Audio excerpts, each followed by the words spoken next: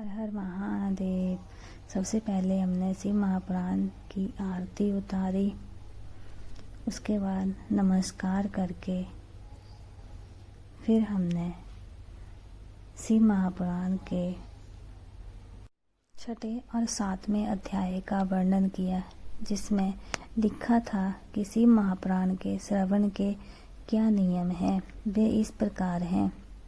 शिव महापुराण की कथा या तो किसी शिव मंदिर या किसी तीर्थ स्थल पर होनी चाहिए। अगर शिव कथा घर में है तो उसके लिए कोई अलग से स्थान होना चाहिए। अगर वे स्थान कच्चा है तो उसे गाय के गोबर से लीपना चाहिए और उस स्थान को अच्छे से फूलों से और फलों से सजाना चाहिए।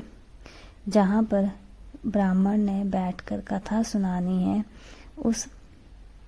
उस स्थान पर केले के खंभों से एक ऊंचा कमंडल तैयार करना चाहिए और उस कमंडल को फूलों और फलों से अच्छे से सजाना चाहिए। या और भी सजावट की वस्तुओं से उसे अच्छे से सजाना चाहिए और ब्राह्मण को बैठने के लिए एक आरामदायक आसन तैयार करना चाहिए, जिसे उसे कथा सुनाते समय कोई भी कष्ट ना हो। ये तो थे श्रवण के नियम। अब हैं श्रोताओं के नियम। जहाँ पर शिव महापुराण की कथा होती है, उस कथा को बीच में अगर कोई उठकर चला जाता है तो उसका सारा धन नष्ट हो जाता है।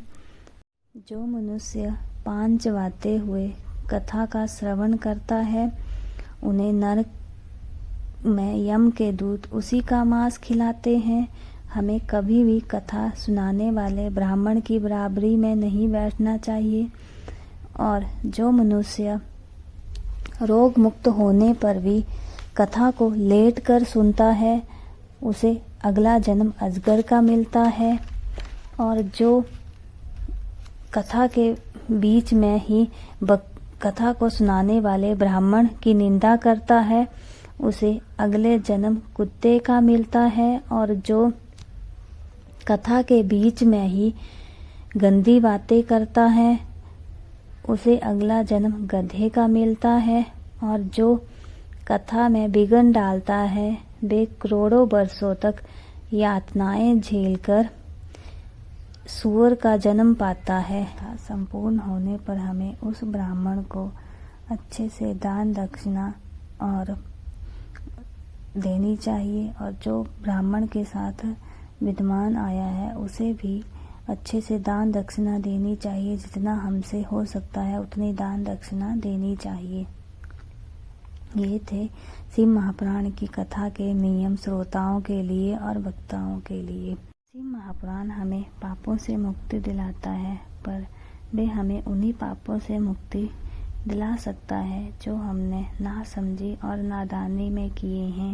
इस कलयुग में हमें अपने बच्चों को बुरी आदतों से बचाने के लिए उन्हें धार्मिक ग्रंथों से जोड़ना चाहिए, अपने धर्म से जोड़ना चाहिए। उन्हें अपने धर्म और अपने धार्मिक ग्रंथों के बारे में बताना चाहिए, ताकि वे किसी गलत रास्ते पर ना चले जाएं।